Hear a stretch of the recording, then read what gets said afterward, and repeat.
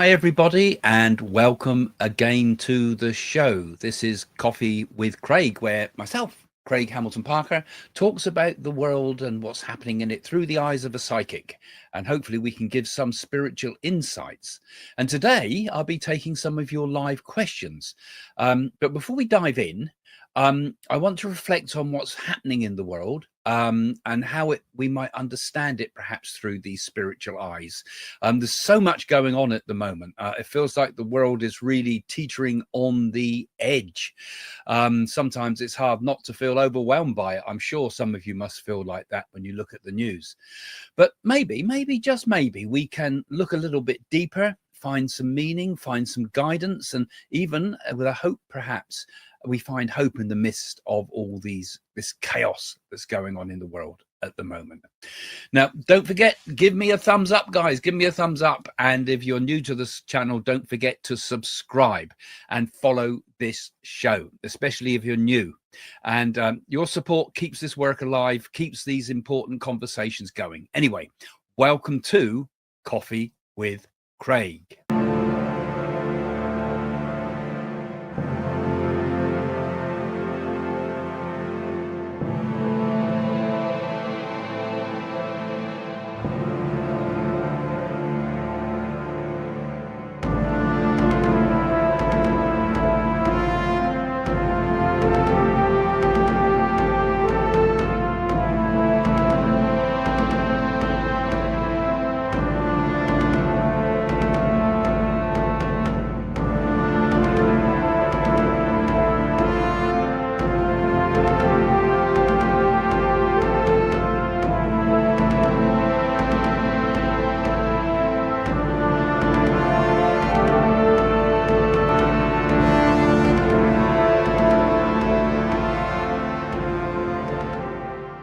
So where do I start?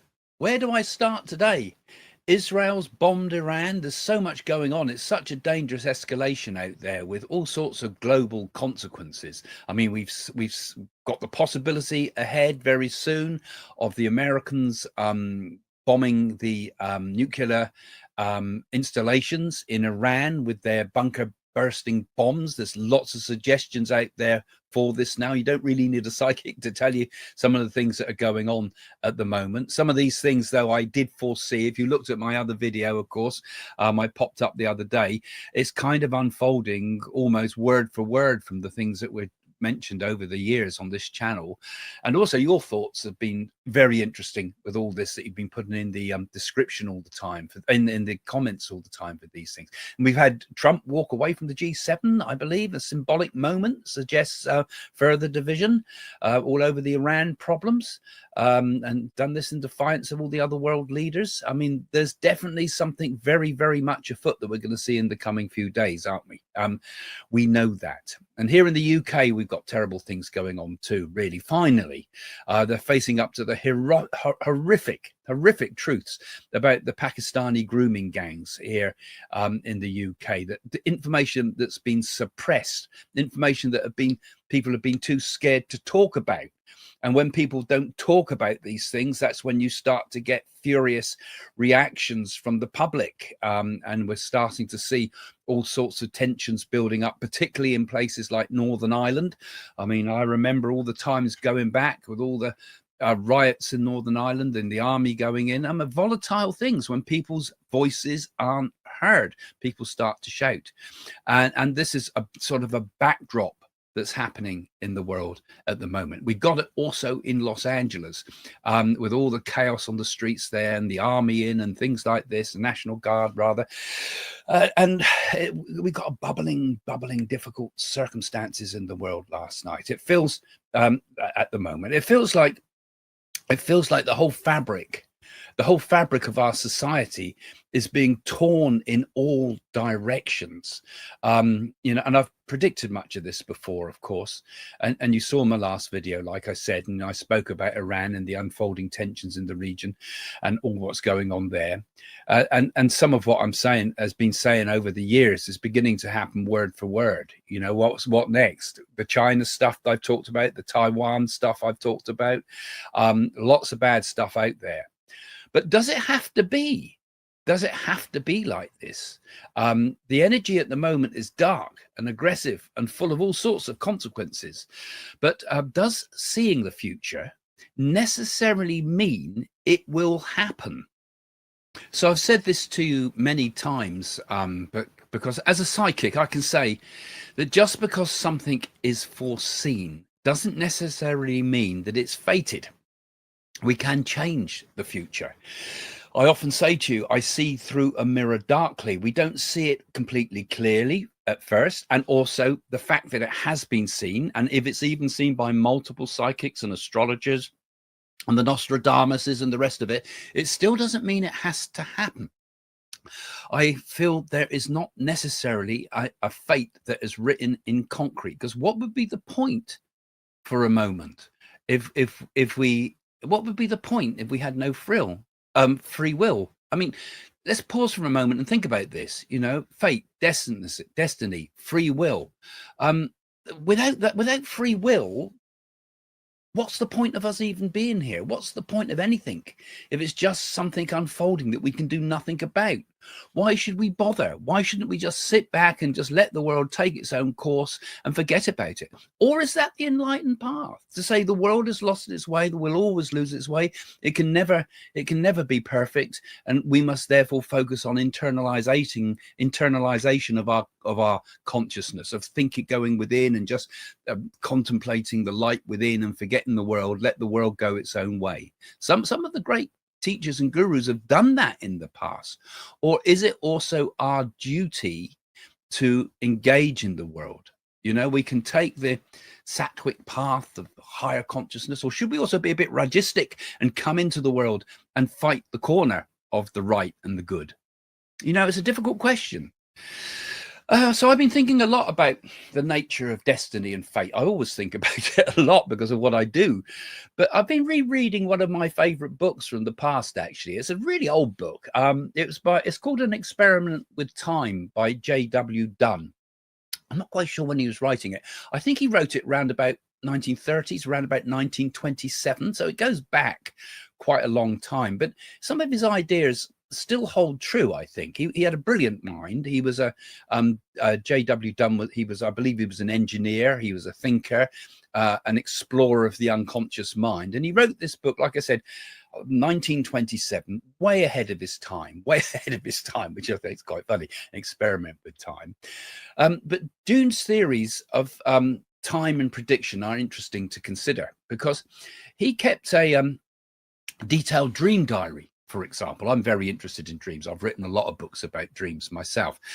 But he often noticed that the dreams of the future events were sometimes very mundane and sometimes very profound. And sometimes they go off kilter a bit. They didn't kind of conform to what you would expect from all these things. He saw things like events that would happen. The Tristan da Cunha, I seem to remember, was one of the volcanic explosion at the time that happened. And part of his ideas was that the eruption that happened in 1961, I believe, later on. So he couldn't have written in 1927, could he? If the eruption was 1961. So he's no, the dates are wrong there. The dates are wrong. But he mentioned about the volcanic eruptions and things like that, and how kind of the things we see are sometimes out of sync, sometimes out of order. And he talked about being attacked and killed by a bull in one of his dreams, for example. And it happened a few days later. They were chased by a bull, but they weren't killed and gorged by the bull, and so forth. They kind of escaped. So he thought, well, I dreamed of being killed, but I didn't happen, but we escaped it. So it raises a lot of questions about free will, or was this event was going to happen because it was foreseen? So why did it change? Why was it different? And he applied these ideas to multiple things, and he came up with an idea that the time is kind of not linear. It's not like a straight line like we think it is, but he suggested that he called it serial time. It's like different levels of time running in parallel with each other. Now, I don't want to get too lost into this idea of the multi-levels of time, but he seemed to suggest it was also somehow tied up with multi-levels of consciousness. And this is before we had all the new ideas that we have now about quantum and things like this. So but it brings to mind to me the idea that time is layered somehow that we can change it, we can make alterations, we can take a slice of time maybe, and maybe it depends a bit where we are. Maybe we're slipping in and out of different levels of time. You know, you're listening to this and watching this as there's a war in the Middle East. Someone else could be watching this same video maybe in a different time frame, and me too, in which that never happened.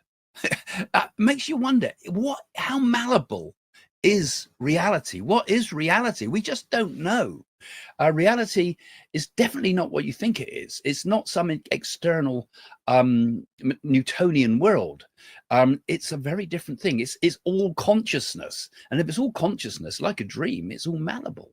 Anyway, so the future then is a bit of a foggy landscape, really. We don't really know how to navigate through it. There's a map there, but it's up to us to make our choice about how we travel over it. And this is why free will is such an interesting thing to take on board when you look at psychic things. Certainly, I've mentioned it before, but in spiritualism, where I've worked as a medium for large parts of my life, one of the things we would often talk about is one of the principles of spiritualism, which is a personal responsibility, which means free will. If we're going to take personal responsibility for our destiny, for ourselves, for our future, for the troubles that come into our lives, then maybe we should be value this idea of free will, because we can do something about it, both on a personal level and collectively. So we shouldn't fear these things because it's in our control. Another book I've been reading as well, I'll share this with you as well, another one you might want to have a look at, is a book called The Premonitions Bureau by Sam Knight. I'm just reading that at the moment, actually, and I've been enjoying it because he documents lots of interesting cases where people had very strong dreams and feelings about disasters, and in particular, the Aberfan coal tip disaster, you remember, happened back in Wales in 1966. A school was buried in coal. It was a terrible disaster, tragedy. Many had sensed was going to happen because, you know, that there was definitely signs that the cliff face was moving.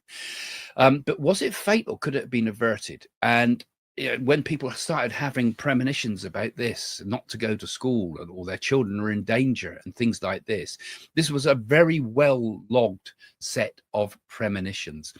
Similar things happened at the time of the Titanic. There's another book by W.T. Stead, it was by. He called it The Titan. He wrote a book about, I think it called The Titan, he called it. Not the Titanic, but very similar name, of course. And it had the similar problems with not enough lifeboats and things. It was almost a pre-run of what happened on the Titanic. So was Stead seeing this in advance? And at the time, so many people actually cancelled their tickets to go on the Titanic. They were cancelling for no real apparent reason other than it seemed to be fear.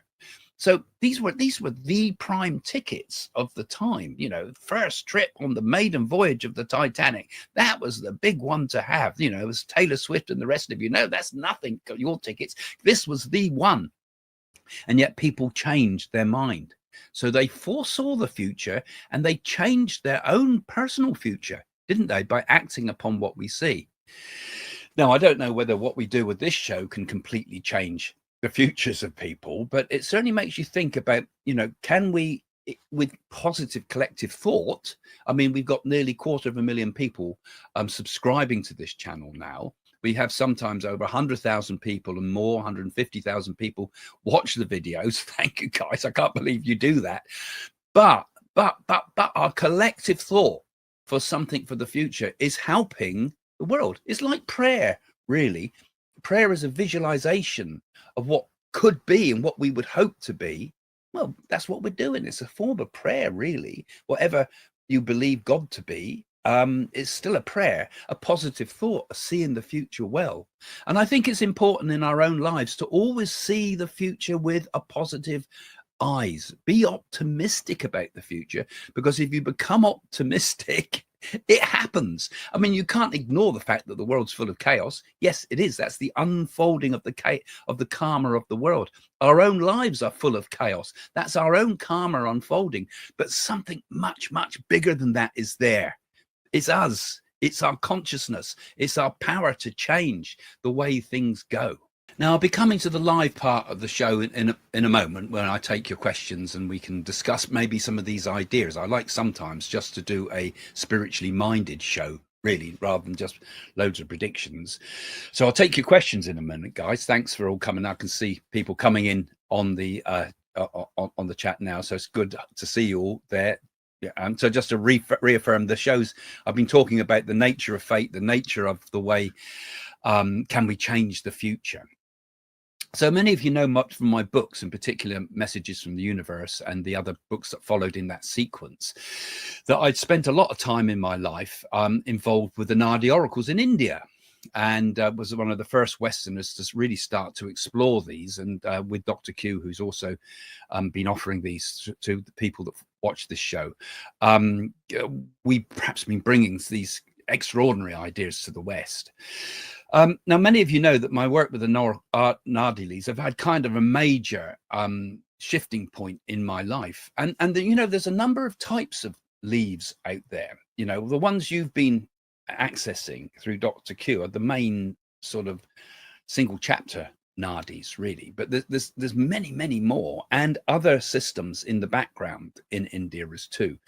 There's like the Jiva Nadis, which are incredible ones that these leaves talk about an individual's journey, but also sometimes talk about things that happen in the world.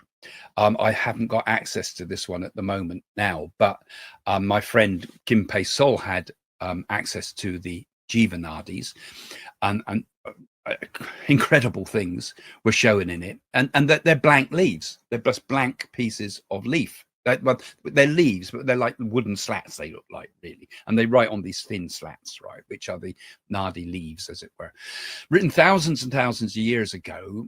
They can tell you they come up with letters of light. They're not actually got anything written on them. They're blank, and the words come up in your own language, incredibly. You know, it'll start telling you, almost like it's like a 10,000-year-old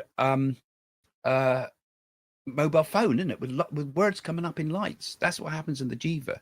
These are only for the special seekers. These are secret and kept away from the general public. These are not sort of ones you come to and ask, when will my boyfriend come back? These are things that they're going to ask the most profound questions about the future, and about, for highly advanced spiritual minded people, and for the future of the world.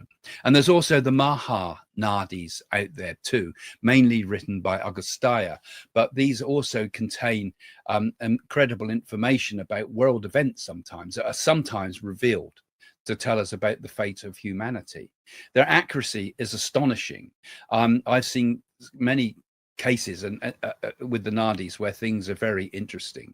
I mean, I think sometimes I've noticed with the Nadis, for example, that the things that are said for the immediate future will often happen immediately, sometimes that very day, as the person walks away from the reading, the very day that thing happens. It's like it instantly sees what's in your immediate future. But the longer term things can sometimes take a bit more time to happen, or not happen, because we've got our free will when we can make our choices up to that point. So the near things happen quick. The further away things, we've got to start working towards those. We may have to do some karmic remedies. We may have to do some work to make those things happen or not. And so it happens in readings when people come to myself or other psychic mediums and so forth. I often get cases where you say something to somebody, and then the next day they phone you to say, Craig, what you said just happened. He phoned me then immediately and said exactly what you said.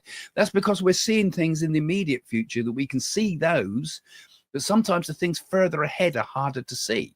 Sometimes I find when you're making predictions about the world, I try to make them for the year ahead. That's about the limit you can push it sometimes, I think. And the things that you see sometimes within the next few weeks can often come true. But how it works, when it works, is it going to work on exactly to that timeline?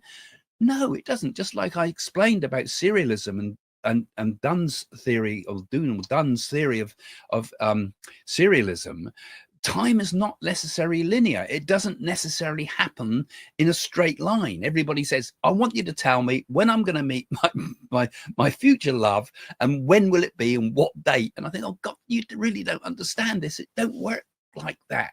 You know, we've got to do something in our life to bring about those things. We've got to create the energy around us to make destiny step in, because time is not just laid out. It's dependent upon our free will, it's dependent upon our actions, and it's dependent upon our karma that we're carrying with us too. Just because you think I'm going to dream of abundance and bring all this abundance into my life, what about all your karma you're carrying? It don't work like that. Just visualizing just this greed thoughts that people send out, and nowadays they're calling it abundance, but it's basically greed. They seem to think everything that's come into your life.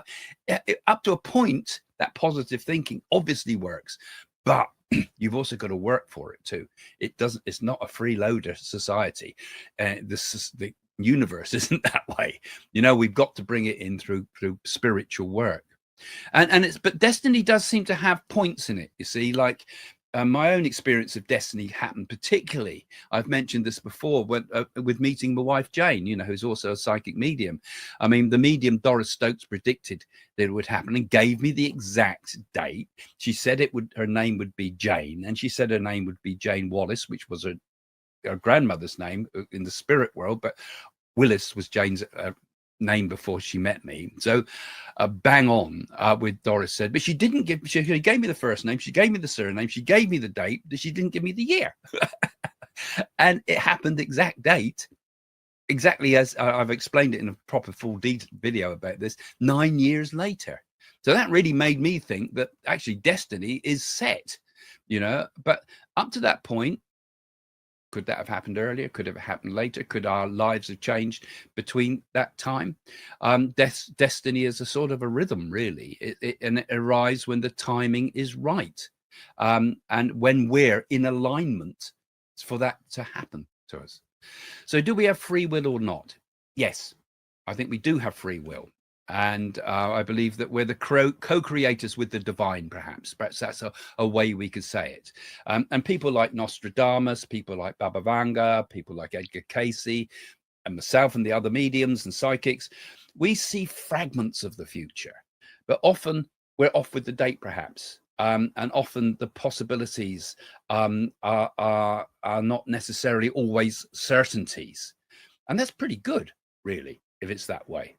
You know, our choices, our intentions, our thoughts can even influence what comes about in our lives and in the world around us. And in particular, the very powerful stuff, there are acts of love, our acts of kindness, our acts of generosity.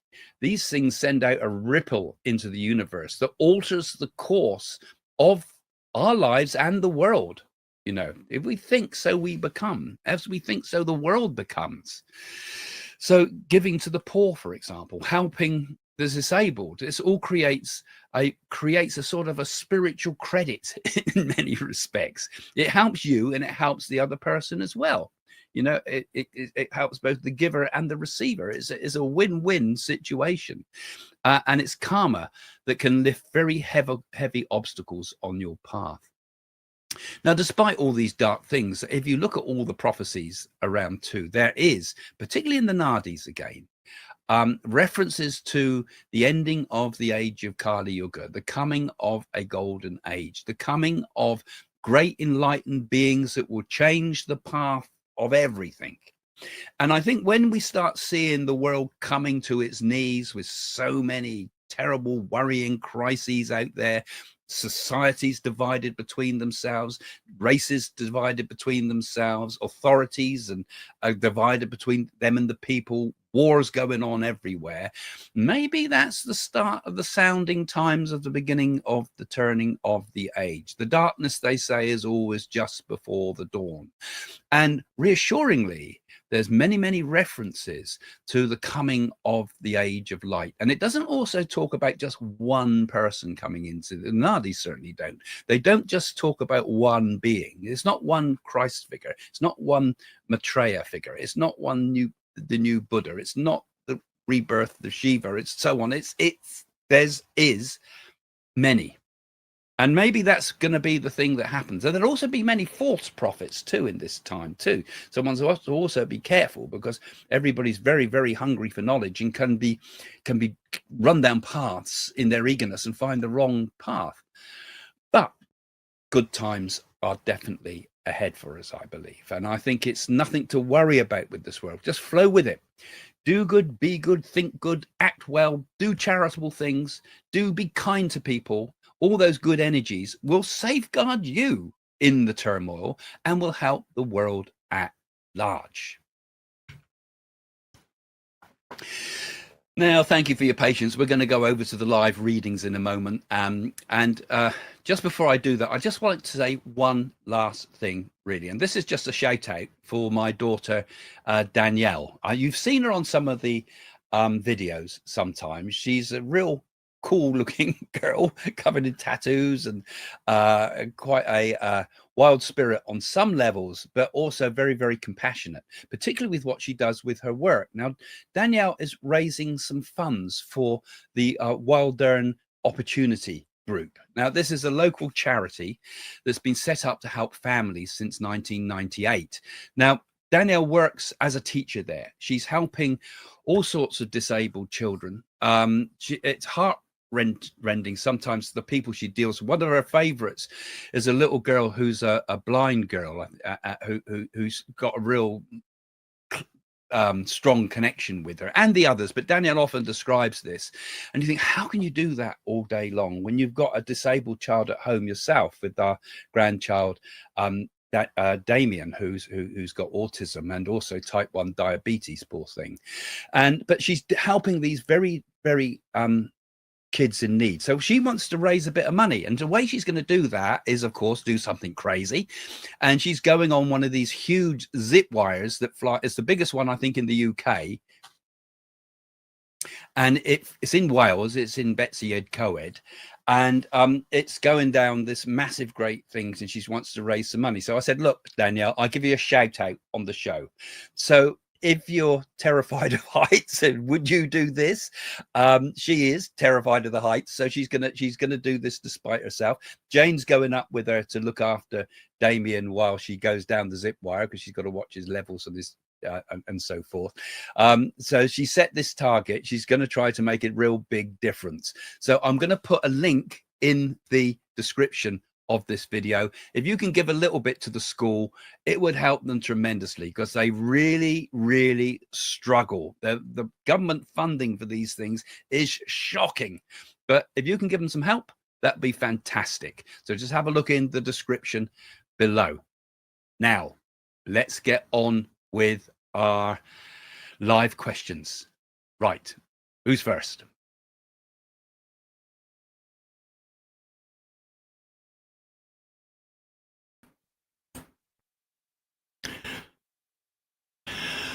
Right, guys, thank you very much for listening to me here today, because perhaps I went on a little bit too long there. I hope not, but I kind of get carried away with these thoughts about spiritual things. Now, I know a lot of you like the predictions and so forth, but I've had someone helping me today, and they've starred some of the comments you made here today. So thank you for some of your ideas. I'll put some of those up. I can see them now on the side of my screen, and keep commenting because that will still be useful to me. So have a look at some of the ones you put up early on. First off,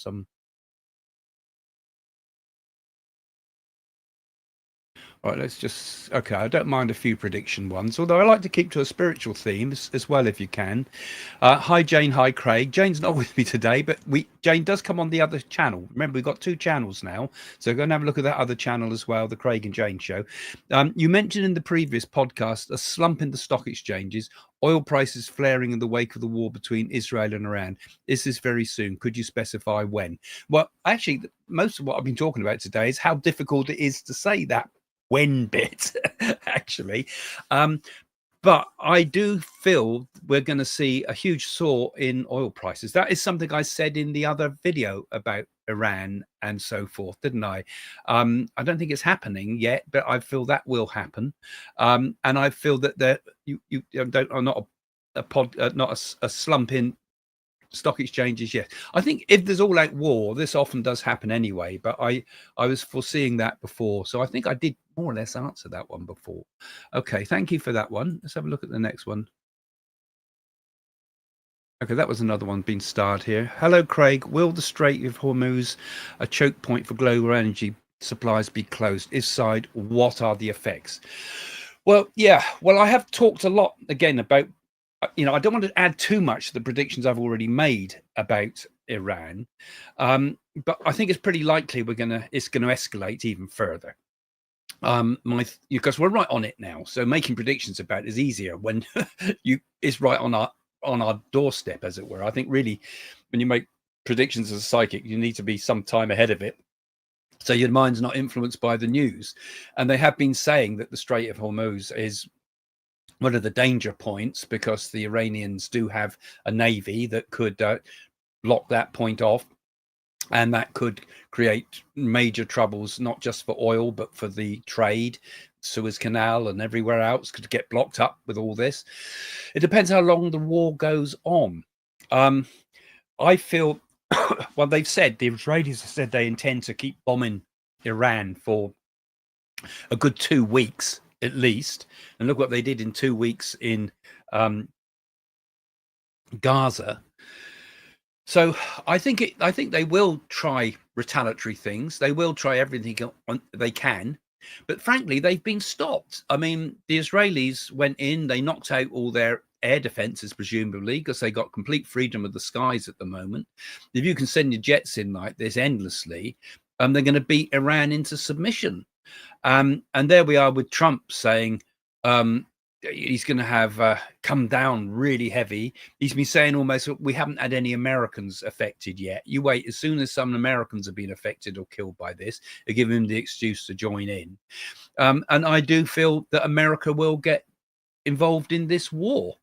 And it will result, as I said before, in the fall of the Iranian regime. And I said this a long time ago, remember, and they are talking now about the possibility of regime change. And it does seem to be perhaps the only solution. Like Trump again today said something to the effect of, I don't want a ceasefire, I want an end to it, full stop. So it's like Iran, you've got one choice. All you can do is give up your nuclear weapons, full stop, and that would cause the end of the war. And I think Trump would support that. If you don't do that, we're going to let the Israelis tear you to pieces, and we'll give them the weaponry. That's how I see it's going to go. And sadly, from the leadership in Iran's point of view, they've got no choice but to carry on, because if they give in, the whole regime caves in. And there's many people in Iran who are far from happy with the regime they've got. I mean, short term, obviously, if your country's being bombed, you're going to come together as a country. And I'm sure the Iranians all feel, strengthened in some ways in their unity as a people. Of course they would, just like when London got blitzed. But that won't last long, I feel. If the leadership there gets really weakened, and it really is getting really weakened, of course, they're talking about what's the danger, who's going to come up next, is someone even worse going to come to power, which often happens after periods like this. We've seen it in world history throughout all the time. Worse people come forward. But my thoughts are that the regime change will go. And as I've said, I even feel the royalty are going to come back as a visit or something like that at the end. I saw flags waving like the royal family, not to rule or be like the Shahs of Persia again, because that was just as bad. That was put in place by America, really, and the West. Something new will come out of this. But I feel very strongly also the women's movement will be important. And as I've said in that previous video, one day, and it won't be immediately, it won't be the next step, but one day there'll even be a woman as the leader of Iran, which I think would be a very powerful thing, and a time when I think that the system has become less dependent upon religion and more dependent on keeping state and religion separate from one another. It doesn't work in any country that religious organizations running a country. We learned our lessons throughout the times of the Reformation and the rest of it, and it's never worked having religious governments. So that will, I feel, in time change. Hello, Craig. That one's a repeat. Someone was repeating a lot today, so that looks like you had to get rid of them. Hello, Craig. That's the same question. Hang on, what's going on here? Oh, hang on. That's it. Clicking the wrong button. Sorry. Okay, we'll keep with these. Will US give Israel the bunker buster bomb to once and for all damage Fordo, Iran's famed nuclear facility buried underground? Yes, I do feel that is the case. That is what I said in my earlier predictions. I still feel it's the case. You've got to get rid of the thing. The only other way to get rid of that, really, is for the Iranian regime to put hands up and say we're going to completely surrender, which basically means we're going to dismantle our nuclear project. And I can't see them doing that. I think you've got to go the whole way with this. And we got 2 more weeks of chaos there. And we've seen what Israel does when they go to war, because they're a small country with many countries against them. They have to go in with absolute fury, otherwise, and take it to the very end. So nobody wants to fight them again. They did that in the 6-day war and the rest of it before. This is what we're going to see. So yes, I do. In answer to that, yes.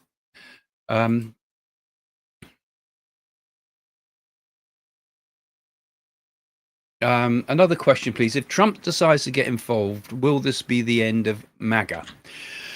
Well, I don't see why it would have anything to do with the end of MAGA. Win or fail at that. Make America Great Again is more of an internal American policy, really. I know it implies worldwide, but it's really about do whatever's in the interest of America. So if he do get involved, he'll only act, I think, according to what is in the interest of America. And you could probably say it's in the interest of America not to have nuclear war in the Middle East. It depends how you phrase these things. But I think the policy of people and countries becoming not nationalistic, but being concerned about their own nations is very important. And by that I mean I think it's good to be proud of your country. Every country should be like that, Iran included. It's just that our countries have been damaged a lot, I think, by internationalism and the globalism type of agenda that's out there, where countries become less important than making money as a big company, for example, or where other countries undermine countries like China gives free infrastructure, but we're going to take away your power to self-determination. This type of thing that's been going on throughout the centuries. So I think each country needs to be proud of the country you're in, the culture that you have, your uniqueness of your culture. These things I think are very, very important for the future. And that's in a way kind of what MAGA movement's kind of about. It's about being proud to be an American, really, and put America first. And it's exactly the same here in the UK. We're getting a very similar type of movement where we're thinking, well, really, we should be putting British values first again. And there's a lot of upset in Britain at the moment that this isn't being adhered to, and the politicians ignore this. Similar, you could say exactly the same thing about France. You could say exactly the same thing about any country, Germany, any country in the world at the moment. There's feels of a loss and undermining of their identity, and this is partly globalism, this is partly over migration and other factors involved, and I think partly clandestine, hidden, secret politics that doesn't take the will of the people into account. Anyway, there's a long answer to a short question. Another one you put up here. I want to know what Trump meant by bigger than a ceasefire deal between Israel and Iran. Like, what does that eventually mean? Well, I think he wants not a ceasefire. I mean, at this point now, it would seem kind of in a way, I suppose, to stop halfway where you haven't actually got a solution and all you've got is a stalemate would mean that all you've actually done with the ceasefire, you've stopped people dying. That's a marvelous thing. But you've basically left the problem there intact. And with any form of evil, then I think the Iranian regime is evil. I don't think the Iranian people are. I don't think Islam is, but I think the people in power there have taken a wrong turn in history here. And if you need to get rid of evil, you've got to pull the weed out by the root. You have to get rid of it, otherwise it comes back again. So from Trump's point of view, I think what he's saying here is that bigger than a ceasefire deal. You can't just have a ceasefire. You've got to finish the job. And in a way, that same tactic has been used in Gaza to horrible effect, of course. But they say we're not going to stop until Hamas is gone. And how long would that ever take? How do you ever get rid of those type of people? Because it's an idea as well, and they say you can't get rid of an idea. So what's got to also be one is the hearts and minds of Iranians and the hearts and minds of the people of Gaza and so on, until they want what the West perhaps can help offer, and want to be able to help to rebuild with a proper society that looks after the people of their countries. But I say we've got to be optimistic, as I was saying earlier. It's a big, tall order, but I think we've got to try to be optimistic. How will Lebanon be affected? Well, it depends what Lebanon does, doesn't it? Next, really, Lebanon's already been affected. Really, that they got with the effects with all the Mossad's attacks on Lebanon. It's almost they put Hezbollah out of action early on. My feeling is that this is going to spread further. We'll see the end of Iran.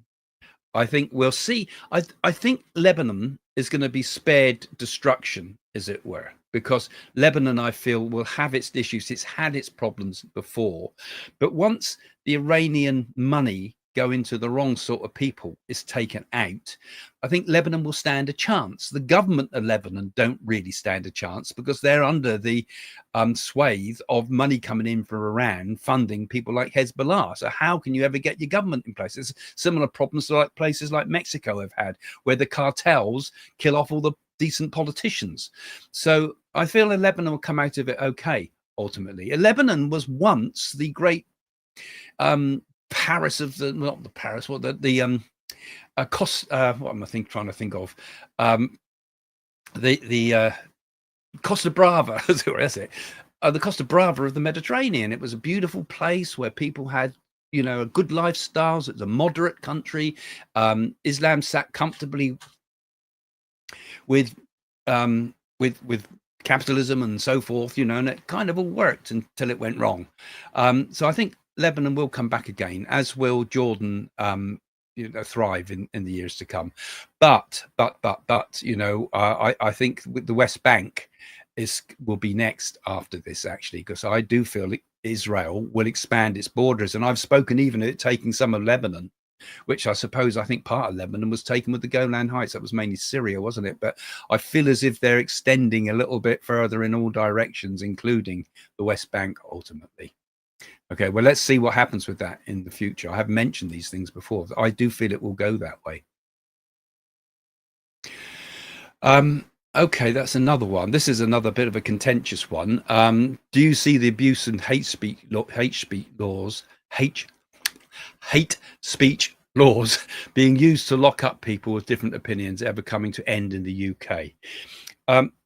I do think this has been so subtly done in many ways, because the speech laws have kind of affected things like, I know I moaned about them before, but the BBC and all the news, mainstream news outlets seem to be sanitized with a sort of an anti-hate speech law. Like putting up that thumbnail today of the mullahs drinking from the coffee with Craig. I thought, should I put that up? Would I get myself in somebody really hating me for that? But I think, well, actually, we have to use a bit of humor, really, because there's obviously not hating anybody with that, I hope.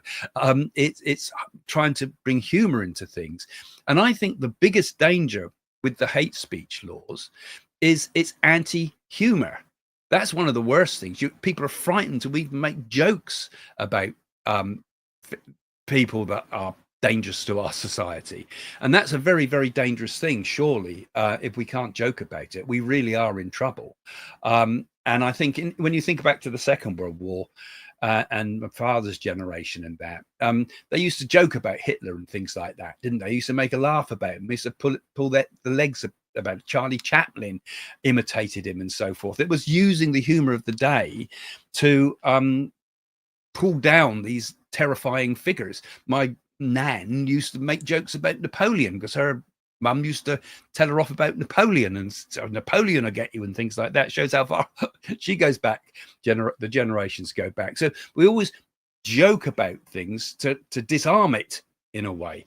And that is where I worry about this so-called hate speech, where you can't make a politically incorrect joke, for example.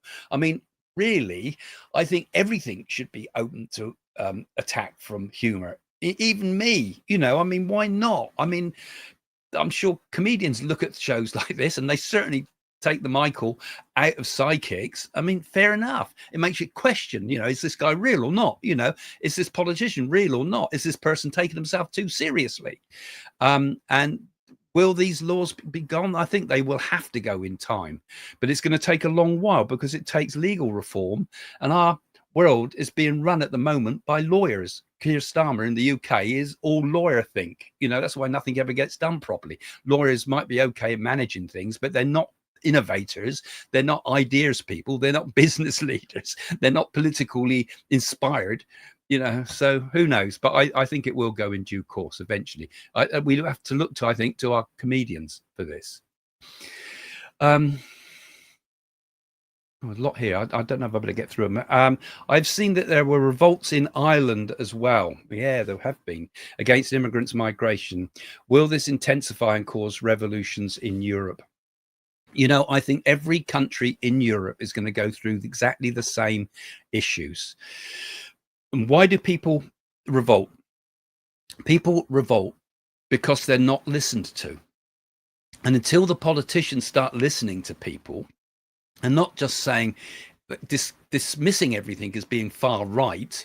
I mean, that's not fair. We could dismiss the other argument as just pure far left. It's not far this or far that. It's people with legitimate concerns about the changes that are happening in their cultures. And the problem is that never in the history of Europe has there been such a huge influx of immigration. I mean, the BBC would make you want to hear and think that there's been massive migration right the way through our history, with all sorts of silly stories like black Roman emperors or black Roman soldiers that were found on Hadrian's rules. These are complete nonsense stories. These were Carthaginians, or they were people from Cyprus. They weren't sub-Saharan Africa. Now, that's nothing to say negative about anybody from any race or background. Of course not. But the fact is, we need the truth about these things. The truth is our history, the immigration history started from late 1950s, 1960s, really, mid 1960s. There were huge amounts of immigration coming into Europe. The rest of the immigration into Europe, the Huguenots and things like that, was European migration between European countries. But so the lies that are made up about it are upsetting people. People get upset that our nation was built on this or that. No, it's not the case.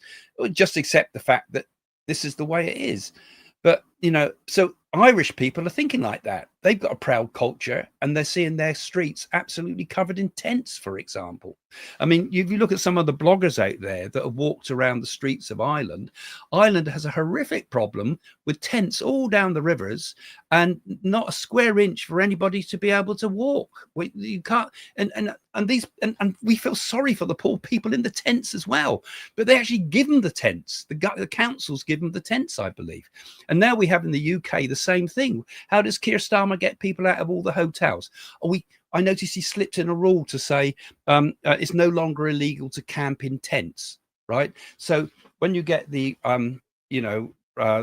Romany people in Hyde Park sleeping in tents, we don't need to move them on now, right?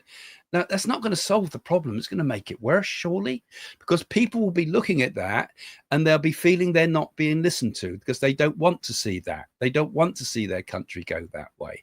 And people get, get very confused about things like this. It's they think of Roma and Romanian as being the same thing. That's not the case.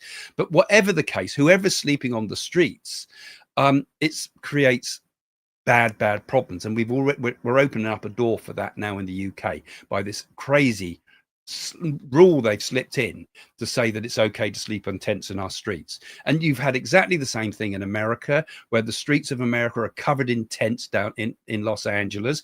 Now, this is something visual. This is telling you something that's going to make people angry. They're going to see that, and this isn't the LA that I used to know, and so forth. And when they start to want to clean it up, it creates more problems. So Ireland's on the slippery slope as well. And sadly, I feel it's for all of us. And the reason people get and start revolting about this is because they're not listened to. So it's very, very important we start seriously addressing the situation and working out a proper solution to it, which is going to be very difficult, and it's going to be very, very expensive to do. Recognize the problem, stop the migration, because I think that's essential. All the countries do that now because it's creating worse problems, and help sort something out with the people that are here, and put an end to the issues. But until we do that and actually spend some money on it, I don't think we're going to go anywhere. Okay, so that's kind of a bit of a long answer to your question there. So that one's gone. It's such a sad thing, really, when you think about it, isn't it, with all these people sleeping on streets. I mean, if it was all the other way around and I was the immigrant and I was sleeping on the street, how hard would it be with our children and all the rest of it, and what we're doing? I mean, we've got to have some compassion for this, but we've also at the same time got to realize that our societies are getting undermined by too many people. The problem is, if we sort of say, all right, everybody come in and use the NHS, it's not just for Britain now, it's for the whole world. The NHS won't last 5 minutes. And we should be spending a lot more money, I think, building proper infrastructure in other countries so that they don't want to come here, and particularly when we start to get global warming in the future and people start starving in other countries, what do we do then? We've got to start thinking much more helping one another. And for globalism, it shouldn't be about how much money we can make out of each other, how much of a person's resources can we rip off. It's got to be how much can we share it out a bit better. Let's start sharing the wealth of the West out a bit. Let's start sharing the wealth of China out a bit, and so on, and put something in place so that people can eat and can have basic sanitation and have a bit of hope for the future and jobs, and help them to build their own countries. Anyway, it's an endless problem, and it's an ever such a difficult one to talk about, really, because as soon as you talk about it, you sound inhumane, but it is an issue and nobody's prepared to talk about it. And we've got cowardly politicians, haven't we? Don't you think? So I've been going on a bit here. Let's have a quick look at what you've been putting in the other comments, because you might have been telling me off, you guys. Yeah, I see. Oh, okay. Quite interesting what you're saying. It looks like most of you kind of agree with me with what I say, but I we got to be human. We got to, we're going to have a golden age. It's got to include every single person on the planet. It's not just for one lot and another. It's got to be everybody, and we've got to find some new solutions. And I think we've got to have our nations back.